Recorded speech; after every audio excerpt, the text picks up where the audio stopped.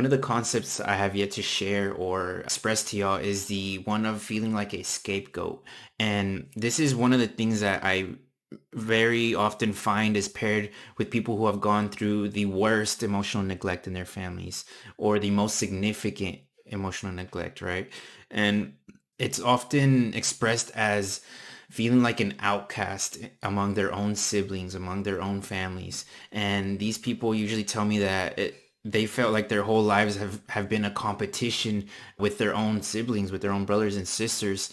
And they were very afraid of making mistakes or doing anything that was against the parents' wishes or out of their expectations, right? Or falling short of any expectations, as it was almost always used as an example and told to their faces that not to be like them, right? Or don't be like them, or why do you have to be so difficult? Why do you have to always be this way?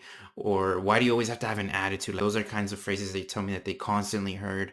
And of course, when in your younger age or your younger years, you really are a reflection of what your parents are intentionally or unintentionally doing to you, right? So oftentimes that's the worst way to go about solving issues, right? Is to criticize, to demean, to throw it in their faces, right? It's compassion, guidance, empathy, trying to get closer on a deeper level with somebody is always going to be the best way to reach better solutions, right? Reach better conversations instead of always being antagonistic and making everything into an argument, or reaching the place where you're yelling at somebody very easily is always going to be the worst way to solve things. So some of the things that they tell me that were very normal in their upbringings were never receiving any genuine help or guidance. They were most often than not just reacted to with physical discipline, any form of discipline without an explanation, right? Just simply being told to submit to authority. And another thing is constantly being compared to others, whether it's other families, friends, their own siblings, just always being compared to others. This lack of guidance and support can create a very profound confusion and feeling of never being good enough for anything, right? In the scapegoat's life. And it can affect a lot of different areas in their life. It can start to show up in their decision making and their self-esteem, their self-perception, their relationships, what types of careers they choose, any sense of purpose in their life, right? It can all start to slowly disappear and be very difficult for them to reach. This constant comparison and criticism can lead to a very distorted self-image that is connected to that confusion and that deep sense of inadequacy, right?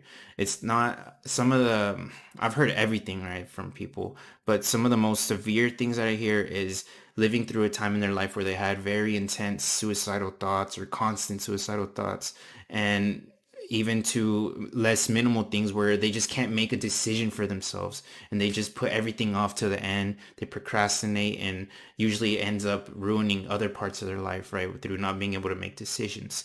So I'm just trying to give an example of how severe and how minimal it can show up in somebody's life. It can span all of that, right? So without that proper internal view of yourself, right, with this negative self view that arises from being the scapegoat, it can result in a life of just avoiding making mistakes, avoiding taking any chances with this because of this fear of failure that results in constantly being criticized and constantly being used as an example of who not to be like, right? So I hope I did this subject justice, right? Because it is something very difficult that a lot of people go through, and it's often very hard for them to express it to anybody in their family because nobody's going to view it from their point of view, and they're simply going to be told that they were the problem child, that they were the difficult one, and when in reality they were never given any sense of empathy or compassion, of understanding that is necessary for somebody to be able to develop a healthy internal view, a view of their own emotions, a healthy way of going through life, right? So if you connect to this topic, I hope to hear from you, and hopefully you can share your unique story with me, right? So that I can learn more about this feeling of being a scapegoat, and so I can connect to others with it as well. So thank you for watching if you did reach this point in the video, and I really appreciate your support.